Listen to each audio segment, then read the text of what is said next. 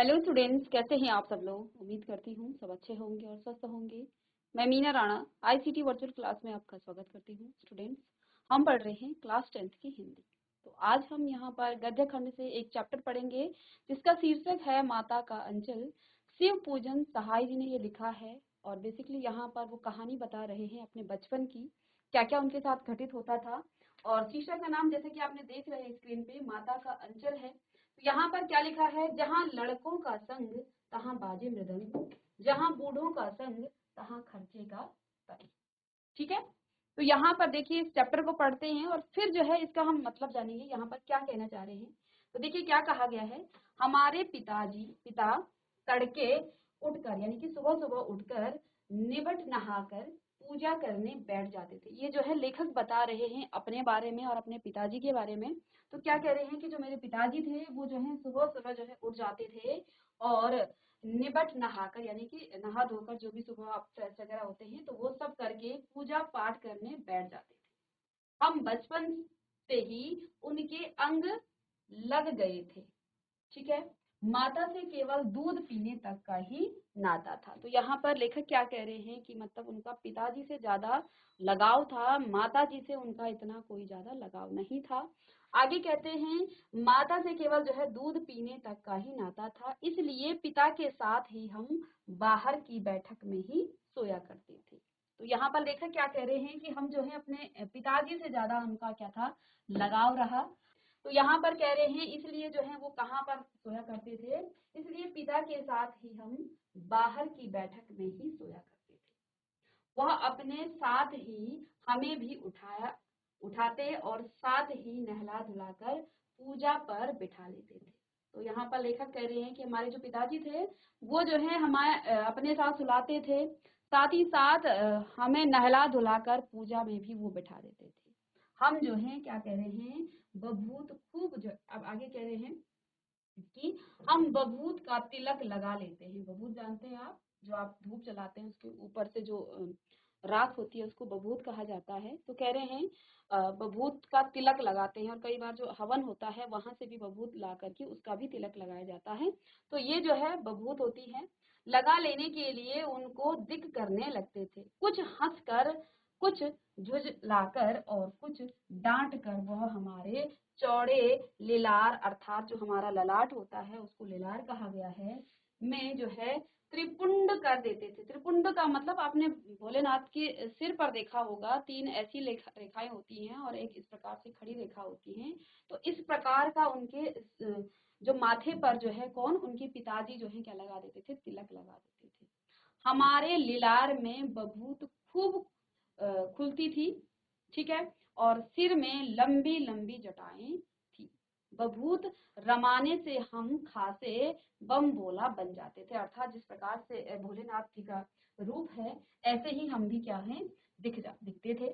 ठीक है, आगे कह रहे हैं कि पिताजी जो है बड़े प्यार से भोलानाथ कहकर पुकारा करते थे। तो यहाँ पर लेखक के पिताजी जो हैं लेखक को भोलानाथ कहकर पुकारते थे। आगे प्रश्न बनते हैं कि भोला जो लेखक के पिताजी हैं वो उन्हें किस नाम से पुकारा करते थे, तो भोलानाथ कहकर पुकारा करते थे। पर असल में जो हमारा नाम है वो क्या है, तारकेश्वर नाथ है। तो ये भी प्रश्न बनता है कि लेखक का बचपन का नाम क्या था, तारकेश्वर नाथ। ठीक है, हम भी उनको बाबूजी कहकर पुकारा करते थे। ठीक है, और माता जी को मैया।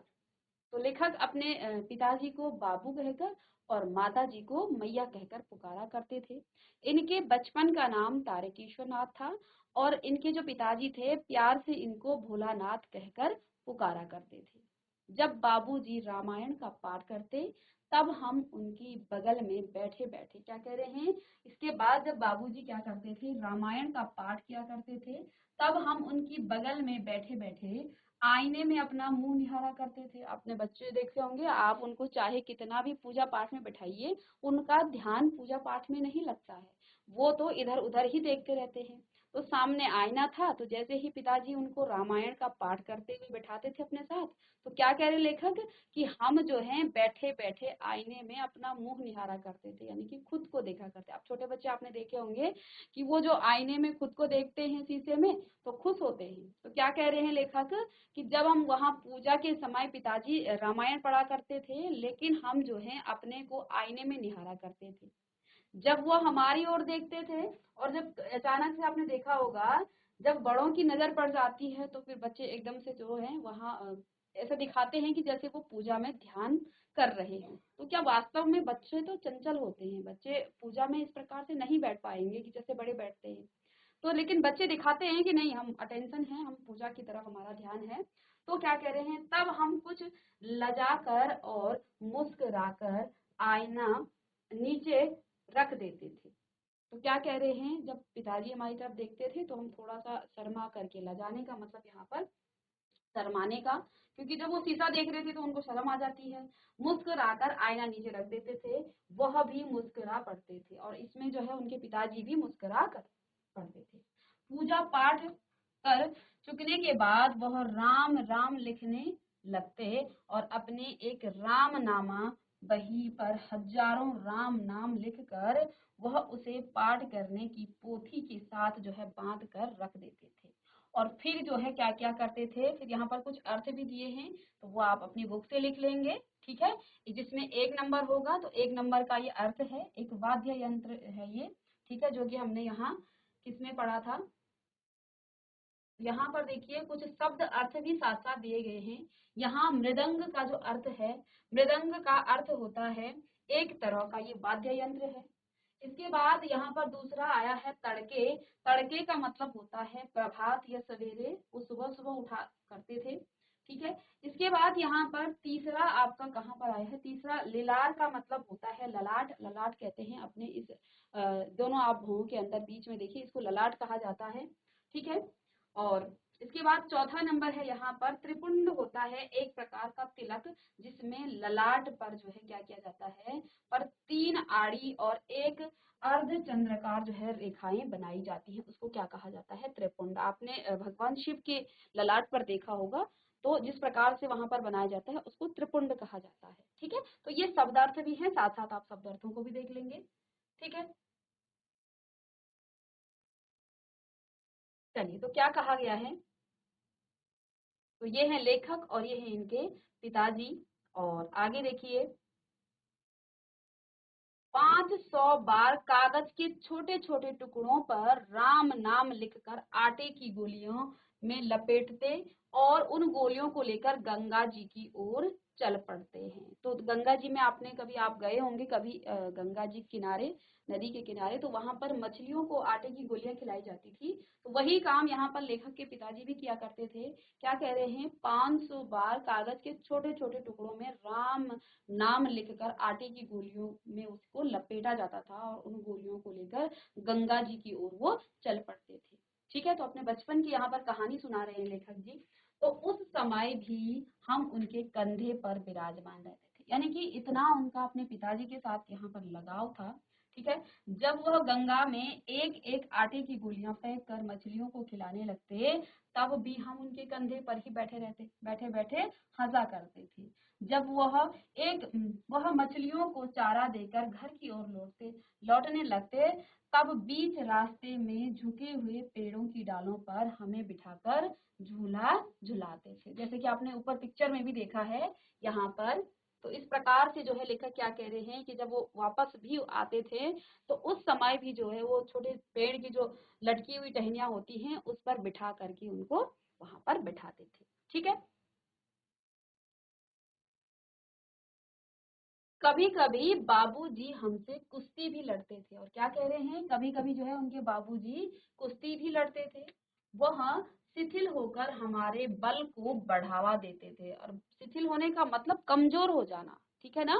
तो जब हम भी लोग छोटे बच्चों के साथ हम क्या करते हैं, कुश्ती लड़ते हैं, कई बार पंजा लड़ाते हैं, तो जो बड़े होते हैं, पेरेंट्स होते हैं या फिर भाई बहन जो बड़ा है, तो वो हमेशा जो है अपने बल को क्या करता है, थोड़ा सा कमजोर कर देता है, ताकि जो बच्चा है वो जीत जाए और उसकी खुशी, वो उसे ये नहीं लगता है कि वास्तव में ये जो है जानबूझ के हारा है, बच्चा खुश हो जाता है।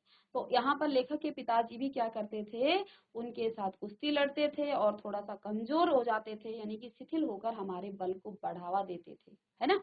तो अब जो है अब क्या कह रहे हैं, और हम उनको पछाड़ देते थे, यह उतान पड़ जाते और हम उनकी छाती पर चढ़ जाते थे। उतान का मतलब वो बिल्कुल उल्टा लेट जाते थे और हम उनकी छाती पर क्या हो जाते थे, चढ़ जाते थे। जब हम उनकी लंबी लंबी मूछें उखाड़ने लगते, तब वह हंसते हंसते हमारे हाथों को मूछों से छुड़ाकर उन्हें चूम लेते थे। क्योंकि छोटा बच्चा जब इस प्रकार की हरकतें करता है तो फिर गुस्सा नहीं आता है, बल्कि बच्चे पर प्यार आता है। तो वो कह रहे हैं कि हमारे पिताजी भी इसी प्रकार से वो जो है हमारी मूछों को, जब वो उनकी मूछों को हम खींचने की कोशिश करते थे, तो उनके पिताजी जो है छुड़ा करके उन हाथों को ही चूम लेते थे। फिर जब हम हमसे खट्टा और मीठा चुम्मा मांगते, तब हम बारी बारी कर अपना बायां और दाहिना गाल उनके मुंह की ओर फेर लेते थे। बाएं का खट्टा चुम्मा लेकर जब वह दाहिने का मीठा चुम्मा लेने लगते, तब अपनी दाढ़ी या मूछ हमारे कोमल गालों पर गड़ा देते थे। हम जो है झुझलाकर फिर उनकी मूछें जो है नोचने लग जाते थे। ठीक है। इस पर वह बनावटी रहने लगते थे और हम जो है अलग खड़े खड़े जो है खिलखिलाकर हंसने लग जाते थे। छोटे बच्चों के साथ ऐसा ही होता है ना, बच्चे बड़े जो होते हैं वो क्या करते हैं, छोटे बच्चों को रोने की एक्टिंग करते हैं और इस पर बच्चे खुश भी हो जाते हैं कि देखो हमने इनको रुला दिया है। ठीक है।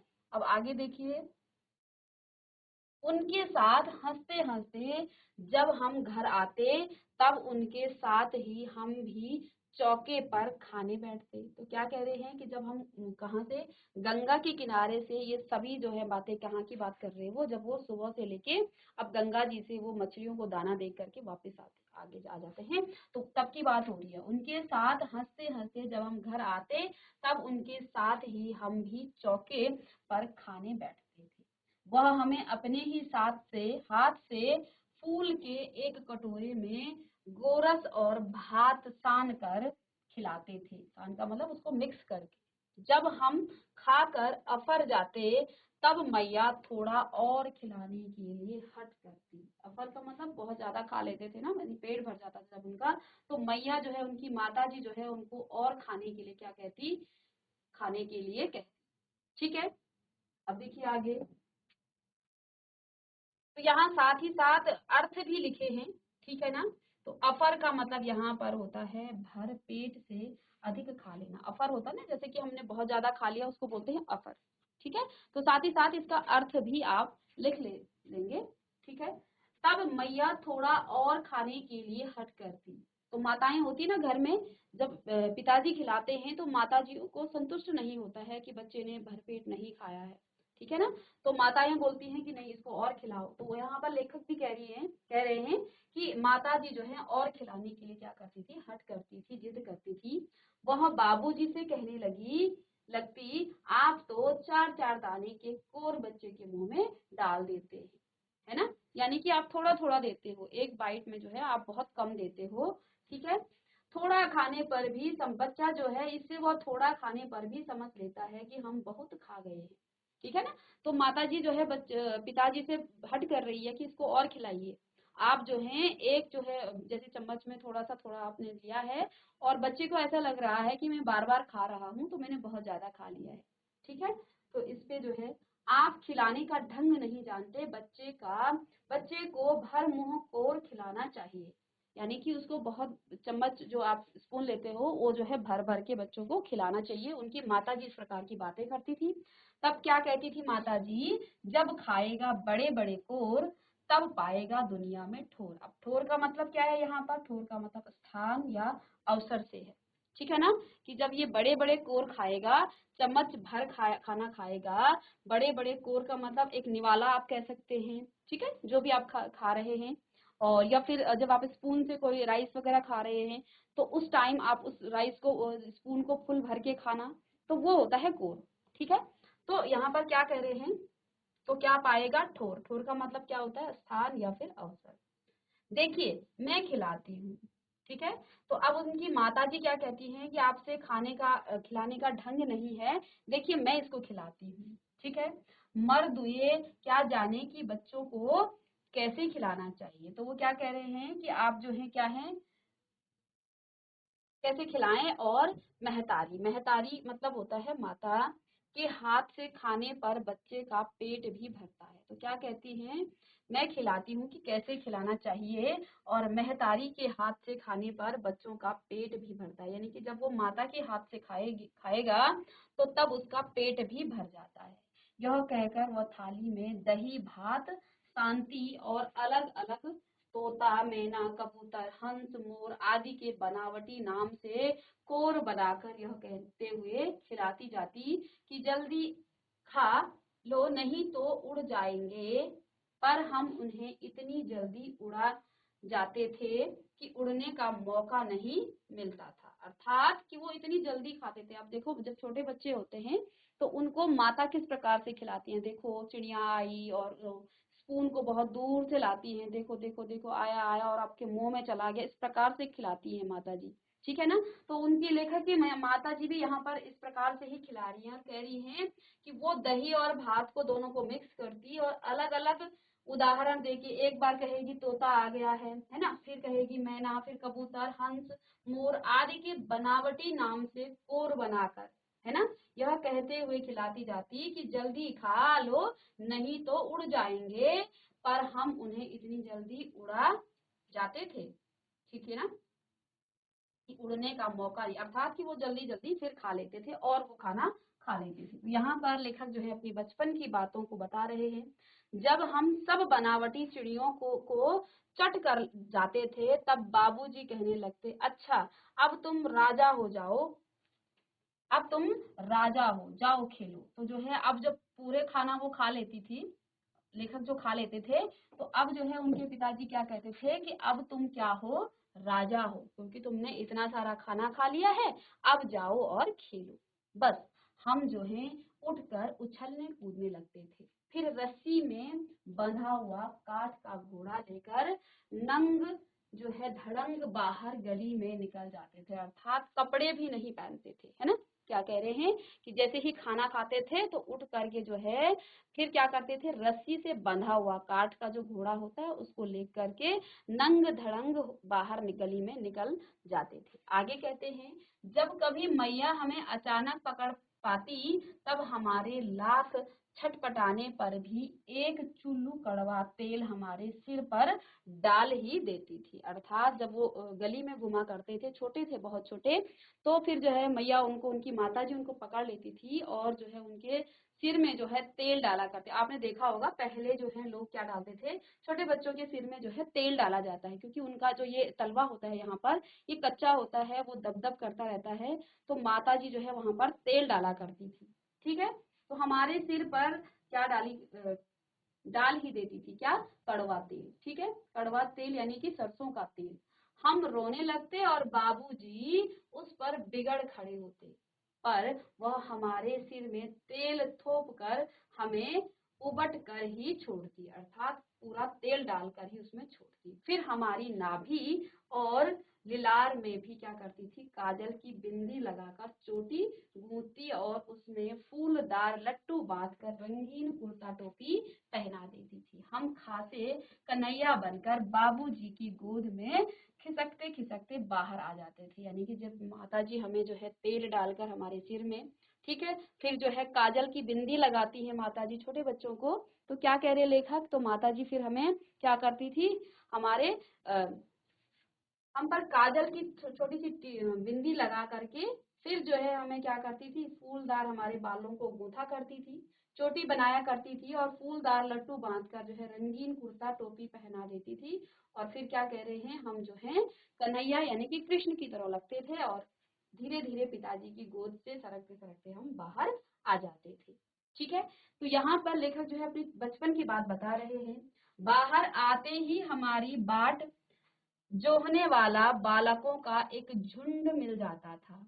हम उन खेल के साथियों को देखते ही खिसकना भूलकर बाबूजी की गोद से उतर पड़ते और अपने हमजोलियों के दल में मिलकर तमाशे करने लग जाते थे। हमजोली का मतलब जो उनके साथ के बच्चे थे। ठीक है।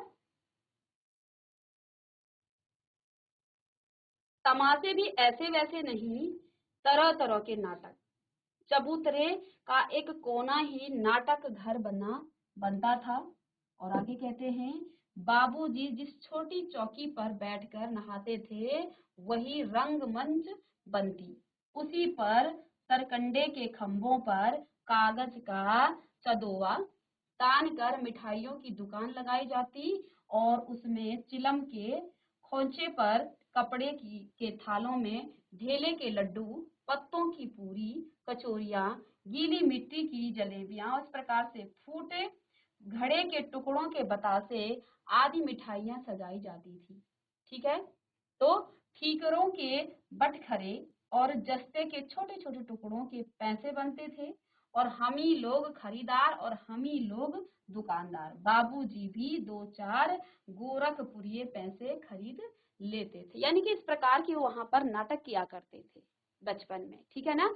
आपने भी देखा होगा, आप छोटे छोटे बच्चे जो हैं, अब तो बच्चों के पास मोबाइल फोन आ गया है, लेकिन जब मोबाइल फोन नहीं होते थे तो तब उस समय इस प्रकार के जो है बच्चे क्या किया करते थे, नाटक किया करते थे। ठीक है। तो यहाँ पर अलग अलग चीजों से वो जो है अलग अलग यहाँ पर उसका क्या करते थे, जैसे छोटे छोटे, तो यहाँ पर अलग अलग यहाँ पर वो नाटक किया करते थे। थोड़ी देर में मिठाई की दुकान बढ़ाकर हम लोग घरौंदा बनाते थे। तो क्या कह रहे हैं कि वो इस प्रकार की मिठाइयाँ अलग अलग चीजों से, जो टूटी फूटी चीजें हैं, जो पुरानी चीजें हैं, उनसे वो एक प्रकार से वहां दुकानें बनाया करते थे। ठीक है। और इसमें जो है उनके पिताजी भी शामिल हो जाते थे। कह रहे हैं कि बाबूजी भी दो चार गोरखपुरिये पैसे खरीद लेते थे। अभिनय अलग अलग वो बच्चे जो है आपस में मिल करके कर किया करते थे। थोड़ी देर में जो है मिठाई की दुकान बढ़ाकर हम लोग घरौंदा बनाते थे। धूल की मेड़ दीवार बनती और तिनकों का छप्पर, दातून के खंभे, दिया सलाई की जो पेंटिंग के किवाड़ और घड़े के जो मुहड़े की जो चूल्हा चक्की जो है, चूल्हा चौकी बनती थी। दिए की कढ़ाई और बाबूजी की पूजा वाली आचमनी कलछी बनती थी। तो इस प्रकार से क्या कह रहे हैं कि जब हम मिठाई की दुकान बढ़ा देते थे, बढ़ा देने का मतलब उसको बंद करते थे, हम लोग घरौंदा बनाते थे। किस प्रकार की? धूल की मेड़ जो है दीवार बनती थी, तिनकों का छप्पर बनता था, दातून के खंभे बनते थे, दिया सलाई की पेंटिंग के किवाड़ बनते थे, घड़े की मुहड़े की चूल्हा चौकी बनती थी, दिए की कढ़ाई और बाबूजी की जो पूजा वाली आचमनी कलछी होती थी, उसकी जो है आचमनी से क्या बनाई जाती थी, कलछी बनती थी। पानी के घी, पानी को ही क्या कहा वो समझते थे, घी की तरह, और धूल के पिसान और बालू की चीनी से हम लोग जोनार तैयार करते थे। अब यहाँ पर एक शब्द आया है जुनार। जुनार का यहाँ पर अर्थ लिखा है। जुनार का मतलब होता है यहाँ पर भोज या दावत। ठीक है। तो इस प्रकार का अभिनय वो किया करते थे बचपन में। ठीक है ना। दावत बोला जाता है, तो इसका आप साथ साथ इसका अर्थ भी लिख लेंगे। जुनार का मतलब दावत तैयार करते थे। हम ही लोग जुनार करते थे और हम ही लोगों की जुनार बैठती थी। यानी कि दावत करने वाले भी हम ही थे। यानी कि जो वहां पर उनके बच्चे उनके साथ थे, खेला करते थे, तो वो क्या कह रहे हैं कि हम ही दावत करने वाले थे और हम ही उसके उस दावत में बैठने वाले थे। ठीक है। अब आगे क्या कहते हैं, जब पंगत बैठ जाती तब बाबूजी भी धीरे से आकर पात के अंत में जिमने के लिए बैठ जाते हैं। जिमने का मतलब होता है भोजन करने के लिए। अब वो सारा अभिनय कर रहे हैं, सारा नाटक कर रहे हैं, उस प्रकार का वहां पर खेल खेल रहे हैं, और इस खेल में उनके बाबूजी भी शामिल हो जाते थे बच्चों के साथ। जिमने का मतलब वो भोजन करने के लिए उन बच्चों के साथ बैठ जाते थे। ठीक है। उनको बैठते देख ही हम लोग हंसकर और घरौंदा जो है बिगाड़ कर भाग चलते थे, क्योंकि वो जो है ना एक नाटक कर रहे हैं, अभिनय कर रहे हैं, बच्चे वहां पर खेल रहे हैं। तो जब बाबूजी वहां बैठ जाते तो क्या कह रहे हैं, हम लोग सब जो क्या कर देते थे, उस घरोंदा को बिगाड़ देते थे और वहां से भाग चलते थे। वह भी हंसते हंसते लोटपोट हो जाते और कहने लगते, फिर कब भोज होगा भोलानाथ। तो फिर वो है उनके पिताजी क्या कहा करते थे, फिर वो भी हंसते थे और फिर क्या कहते कि फिर कब भोज होगा भोलेनाथ, भोलानाथ। ठीक है, चलिए आगे देखिए। तो यहाँ पर इनका अर्थ भी लिख लेंगे, ये आपकी बुक में है। कभी कभी हम लोग बारात का भी जुलूस निकालते थे। ठीक है ना, कई बार आपने भी बचपन में किया होगा, छोटे छोटे बच्चे खुद ही दूल्हा दुल्हन बन जाते हैं, बाराती बन जाते हैं, घराती बन जाते हैं। तो वो लोग भी यहाँ पर लेखक क्या कह रहे हैं कि कभी कभी हम लोग भी बारात का जुलूस निकालते थे। ठीक है, कनस्तर का तंबूरा बजता, जो कनस्तर होता है ना, आपने देखा होगा तेल का, तो उसका तंबूरा बजता था। अमोले की को घिसकर शहनाई बजाई जाती थी। देखिए अब उनके जो शादी में जो चीजें यूज हो रही हैं, किन किन चीजों से वो यहाँ पर यूज कर रहे हैं।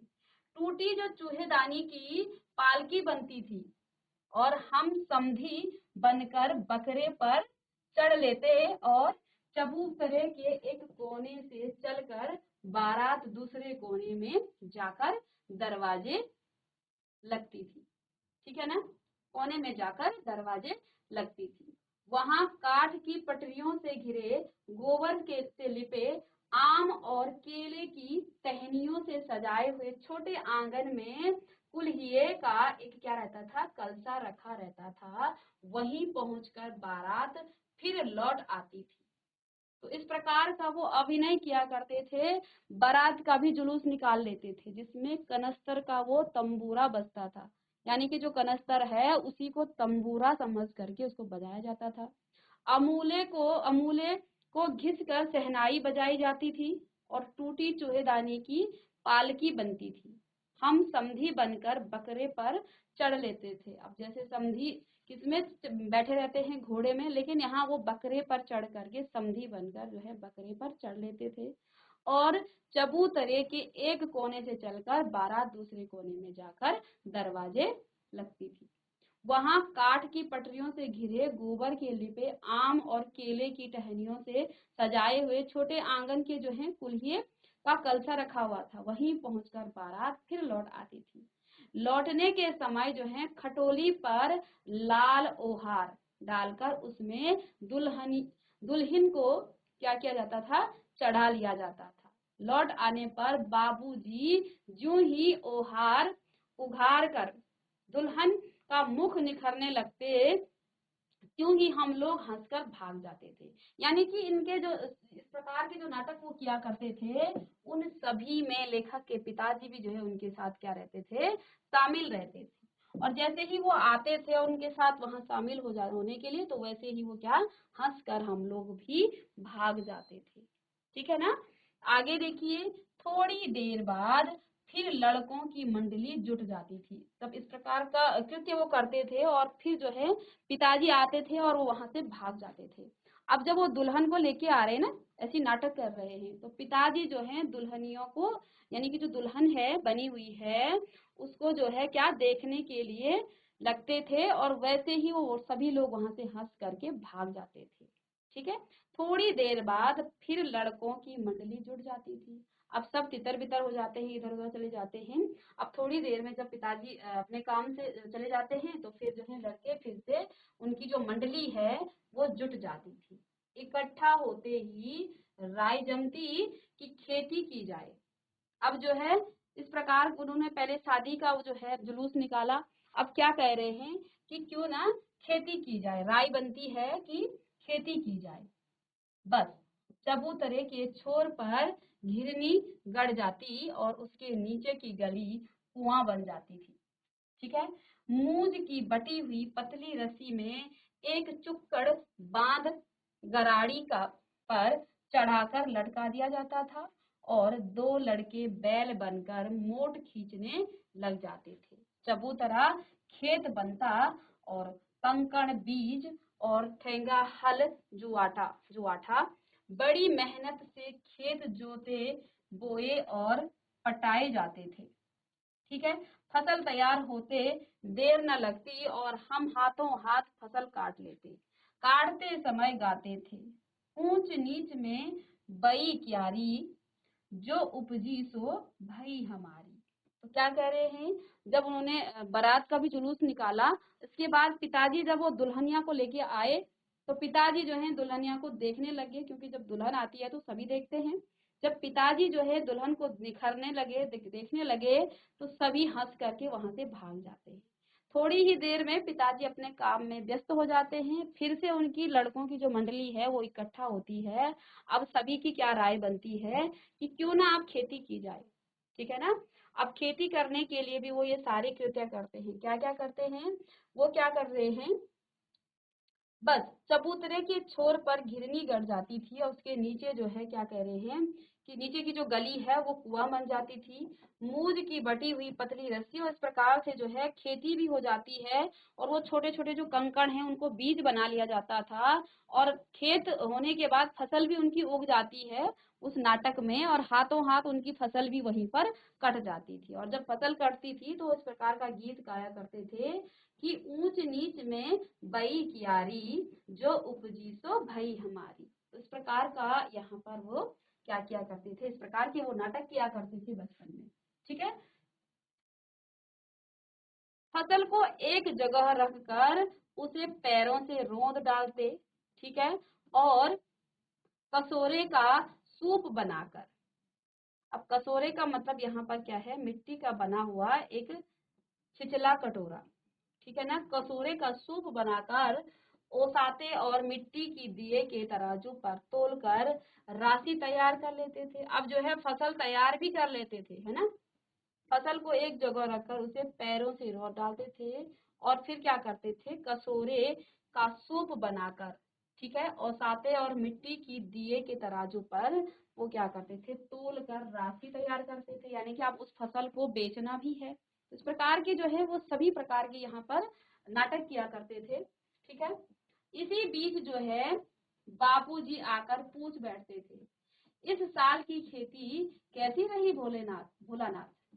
तो अब जो है जब भी वो कुछ नाटक करते थे तो पिताजी देखिए बार बार उनके बीच में आ जाते हैं और उनसे इस प्रकार की बातें पूछ रही हैं। बस फिर क्या, हम लोग ज्यों का त्यों खेत खलिहान छोड़कर हंसते हुए भाग जाते थे।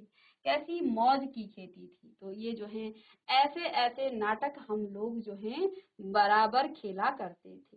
तो यहाँ पर लेखक क्या कह रहे हैं कि ये जो हमारे नाटक हैं, इस प्रकार के नाटक हम जो है बराबर खेला करते थे। बटोही भी कुछ देर ठिठक कर हम लोगों के तमाशे देख लेते थे। बटोही का मतलब जो रास्ते में जा रहे होते हैं, ठीक है ना, वो भी जो है कुछ देर रुक जाते थे उनके तमाशों को देखे, क्योंकि सभी बच्चे थे, सभी बच्चों की वहां पर एक मंडली थी, तो उन बच्चों के तमाशों को वहां पर जो आते जाते लोग थे वो भी कुछ देर रुक करके देख लिया करते थे, ठीक है। चलिए, जब कभी हम लोग ददरी के मेले में जाने वाले आदमियों का झुंड देख पाते, तब कूद कूद कर चिल्लाने लगते थे। तो वहां पर जो है एक मेला लगता था, ददरी का मेला, तो वो जो है क्या कह रहे, आदमियों के जो झुंड को देखकर हम जो है कूद कूद कर चिल्लाने लगते थे। क्या चिल्लाते थे, चलो भाइयों ददरी सत्तू किसान की मोटरी, ये चिल्लाया करते थे। अगर किसी दूल्हे के आगे आगे जाती हुई ओहारदार पालकी देख पाते, तब खूब जोर से चिल्लाने लगते थे। अब जो है इस प्रकार के वो जो है क्या क्या करते थे, बचपन में हरकतें करते थे। क्या चिल्लाते थे, रहरी में रहरी पुरान रहरी, ढोला के कनिया हमार मेहरी। इसी पर एक बार बूढ़े वर ने हम लोगों को बड़ी दूर तक जो है खदेड़ कर ढेलों से मारा था। तो जो है जब इस प्रकार की वो हरकतें करते थे, कोई दूल्हा जा रहा होगा और क्या कह रहे हैं, बूढ़े वर ने, यानी कि काफी एज में काफी होगा, तो क्या कह रहे हैं कि इसी पर इस प्रकार की बातें वो बोला करते थे, रहरी में रहरी पुरान रहरी, ढोला के कनिया हमार महरी। तो इस प्रकार से जब बोला करते थे तो एक बार क्या कह रहे हैं कि हम लोगों को एक बूढ़े वर ने हम लोगों को बड़ी दूर तक खदेड़ कर ढेलों से मारा था। ढेलों यानी कि जो मिट्टी के बने होते हैं ना, पत्थर जैसे, मतलब वो क्या हो जाते हैं, ढेले बने होते हैं मिट्टी के, तो उनसे मारा था, ठीक है। उस जो है खसूट खब्बीस की सूरत आज तक हमें याद है। यानी कि दूल्हा जो है बारात जा रही है और बच्चे हरकतें करते हैं इस प्रकार की, और उस दूल्हे ने, अब क्या कह रहे हैं यहाँ पर लेखक कि एक बूढ़े वर ने, बूढ़ा यानी कि काफी एज में ज्यादा होगा, और क्या कह रहे हैं कि उसने जो है हमें उस वहां पर ढेलों से मारा था। उस खसूट खब्बीस की सूरत आज तक हमें जो है याद है। न जाने किस ससुर ने वैसा जमाई ढूंढ निकाला था, वैसा घोड़मुहा आदमी हमने कभी नहीं देखा था। तो अब जब बच्चों को मारा है तो बच्चे जो है इस प्रकार की बातें करते ही हैं। आम की फसल में कभी कभी खूब आंधी आती थी, और आंधी के कुछ दूर निकल जाने पर हम लोग बाग की ओर दौड़ पड़ते थे। वहां चुन चुन कर घुले घुले गोपी आम चापते थे। एक दिन की बात है, आंधी आई और पट पड़ गई। ठीक है। आकाश काले बादलों से ढक गया, मेघ गरजने लगे और बिजली कौंधने और ठंडी हवा सनसनाने लगी। पेड़ झूमने और जमीन चूमने लगे। हम लोग चिल्ला उठे। क्या चिल्ला उठे? एक एक पैसा की लाई बाजार में छितराई, बरखा उधरे बिलाई। क्या चिल्लाते थे वो? एक पैसा की लाई बाजार में छितराई, बरखा उधरे बिलाई। लेकिन बरखा न रुकी, और ना भी, और भी मूसलाधार पानी होने लगा। हम लोग जो है पेड़ों की जड़ से, धड़ से जो है क्या हो गए, सट गए। यानी कि जो पेड़ होता है उसकी जड़ जो नीचे से होता है उसमें हम लोग जो है क्या हो गए थे, सट गए थे। जैसे कुत्ते के कान में अठई चिपक जाती है। ठीक है। मगर बरखा जमी नहीं, थम गई। ठीक है। बरखा बंद होते ही बाग में बहुत से बिच्छू नजर आए। बिच्छू जानते हैं आप, छोटा सा। ठीक है। हम लोग डर कर भाग चले। हम लोगों ने बैजू बड़ा क्या था, ढीठ था। संयोग की बात, बीच में मूसन तिवारी मिल गए। बेचारे बूढ़े आदमी को सूझता कम था, और क्या कह रहे हैं, बैजू उनको चिढ़ाकर बोला, बुढ़वा बेईमान, मांगे करेला का चोखा। हम लोगों ने भी बैजू के सुर में सुर मिलाकर यही चिल्लाना शुरू कर दिया। तो इस प्रकार की वो शैतानी कर रहे हैं, इस प्रकार की हरकतें कर रहे हैं।